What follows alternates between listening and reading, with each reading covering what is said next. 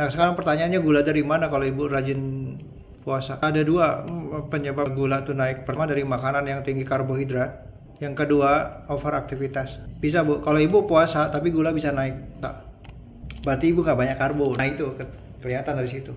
Ya udah, terus pertanyaannya kan kalau banyak karbo kan trigliserid tinggi. Tapi bisa jadi banyak karbo trigliserid nggak tinggi. Bisa jadi karena karbonya dari buah. Ya makanya saya curiganya bukan dari itu, bukan dari makanan. Overaktivitas, ya itu. Jadi maksud gini bu, ada orang yang misalnya gini, anak-anak atau kita waktu masih kuliah kita overaktivitas juga masih bagus-bagus aja karena masih banyak sel yang sehat, ya kan bu. Nah jadi kalau saya ngelihat dari insulin puasa ibu cek cuma 1, berarti ibu nggak hiperinsulin, tidak banyak karbo, itu aja. Nomor 1 kita udah dapat. Tapi dari buah juga nggak naikin insulin juga. Tapi gula buah namanya fruktosa, dia nggak naikin insulin, naikin trigliseridnya naik, tapi juga bisa disimpan di livernya juga masalah dari buah. Nah dari hasil dari buah, trigliserid dari buah dia meningkatkan asam urat. Nah, tapi kalau ibu yakin ibu nggak ada makan buah atau makan buahnya cuma sedikit dan itu juga nggak di jus, cuma jadi ada seratnya, saya percaya itu gitu. Berarti yang lain berarti aktivitasnya over. Nah, aktivitas over maksud saya gini, aktivitas apa yang over? Aktivitas stres. Bukan bisa jadi tidur, bisa jadi saya nggak stres dok, tapi saya suka nonton Netflix misalnya kan. Sehingga tidur cuma 3-4 jam bisa. Ada saya nggak ada yang saya pikirkan, cuma saya memang susah tidur, ada yang seperti itu. Tapi kalau ibu bilang ibu gampang tidur, jam 9 tidur dan nggak gampang terbangun, bangun jam berapa bu? Maaf, jam 6, berarti cukup banget tidurnya berapa jam? 9 jam. Oh berarti tidur nggak ada masalah, berarti sisa dari tidurnya itu bu.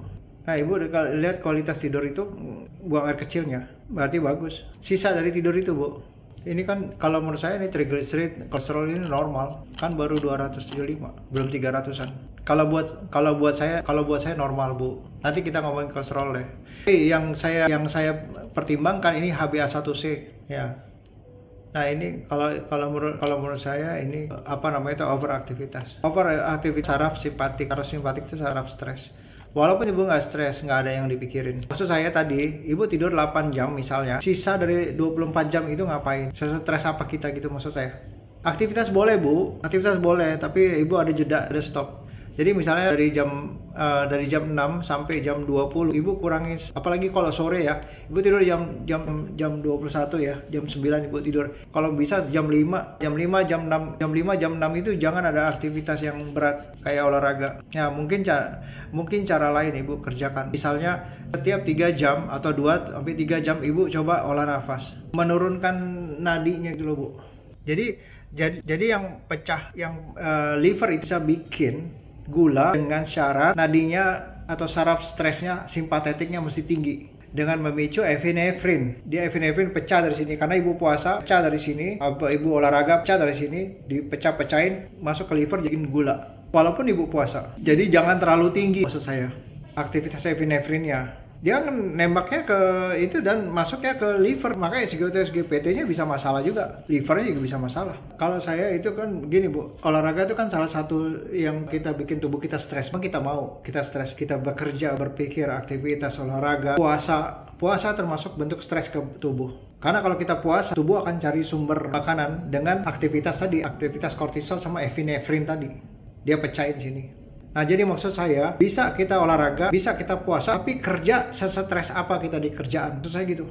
Ya kadang-kadang sesuatu yang buat kita tuh terbiasa, bu nggak stres bu. Saya gini, saya olahraga pakai gini nih push up, ini kapalan, kulitnya stres, tapi saya biasa, gitu maksud saya. Tapi kita udah tahu dari sini, kita mulai baca, oh mungkin buat saya biasa, tapi tubuh ternyata nggak seperti dulu lagi gitu. Karena makin usia kita makin banyak sel rusak. Jadi kita harus lebih banyak rileks sebenarnya. Nah, jadi ibu bantu 2-3 jam, mungkin dari jam 6 ibu bangun, jam 9 ibu pakai alarm, 15 menit ibu meditasi atau olah nafas. Tarik nafas, buang nafas, pakai alarm aja. Tarik nafas, buang nafas. Nggak usah dihitung berapa detik, cuma dirasakan nafas. Baru nanti ibu mau belajar teknik pernafasan lain, terserah ibu. Kalau saya sih yang paling sederhana, tarik nafas, buang nafas, cuma sadar saya sedang bernafas. Nah, karena nadi ibu kencang. Kalau nadi kita kencang, kita sabaran bu.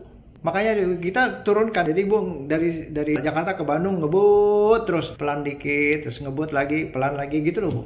Karena gini Bu, kita kematian sel di tubuh kita, karena kita semakin usia kan semakin banyak sel yang rusak. Itu aja nadi kita udah kencang, karena bikin sel imun. Syaratnya untuk bikin sel imun, perbaikan jaringan, nadinya masih kencang. Karena kebutuhan sel imun replikasi, mereka akan tingkatkan gula banyak. Makanya kalau misalnya banyak kerusakan, gula kita akan naik juga. Karena untuk kebutuhan bikin sel imun. Terus gimana jangan banyak-banyak kerusakan, nadinya pelanin. Nanti jam 12 Ibu begitu lagi olah nafas, tarik nafas. Ibu kasih waktu 10-15 menit aja tarik nafas. Nggak usah yang harus ditahan gitu, udah nggak usah. Itu aja udah nadinya tadinya, mungkin nanti nadinya ya bernafas biasa aja Bu. Tapi nanti pelan-pelan di 5 menit terakhir, Ibu nggak sadar kok nafasnya lebih enak, lebih panjang, lebih gitu aja Bu. Itu dibiasakan. Nanti jam 3 juga. Nah kalau boleh, nanti kalau Ibu bisa tes. Ibu bisa tes beli alat gula sendiri. Ibu cek gula bangun tidur, belum ngapa-ngapain, sama cek gula sore, Ibu bandingkan. Biasanya yang kayak gini-gini Bu, maaf, gulanya lebih tinggi waktu bangun tidur. Padahal Ibu nggak makan, kan lagi tidur. Karena over aktivitas saraf simpatik kita. Ya, saraf simpatik itu yang kita fight and flight, gitu, yang kalau kita mau kerja, mau aktivitas begitu, itu yang tinggi. Pada saat tidur masih tinggi produksi gula, bahkan menambah stres. Ibu bukan masalah makanan. Boleh Ibu tambahkan rileksnya, atau Ibu tidak puasa dulu. Terserah. Pokoknya Ibu stres Ibu di sini, Ibu rileksnya di sini. Sekarang Ibu tambahin rileksnya atau stresnya dikurangin, terserah Ibu. Nggak apa-apa Bu. Nggak apa-apa. Ibu, kalau Ibu ada puasa, berarti Ibu tambahin rileks. Olah nafas sama tidur yang berkualitas. Atau olah nafas. Atau Ibu banyakin aja olah nafasnya tiap 2 jam. Nah, Ibu bisa cek lagi kalau ini Ibu ya, terserah Ibu. Ibu mau pakai cek gula darah yang begini pagi sebelum aktivitas. Berarti Ibu lagi puasa nih. Karena Ibu makan terakhir jam 6, bangun pagi jam 6, 12 jam loh nggak makan. Ibu cek gulanya tinggi di atas 120 nggak? Ya kan? Kalau di atas 120, kenapa tidur saya? Orang tidur saya lagi tidur kok. Ya kan? Berarti saraf stresnya Ibu kurang rileks. Nah, sore. Atau Ibu pasang CGM tuh Bu. Continuous Glucose Monitoring yang ditempel di sini atau di sini. Coba aja Bu. Coba aja. Nanti Ibu lihat grafiknya.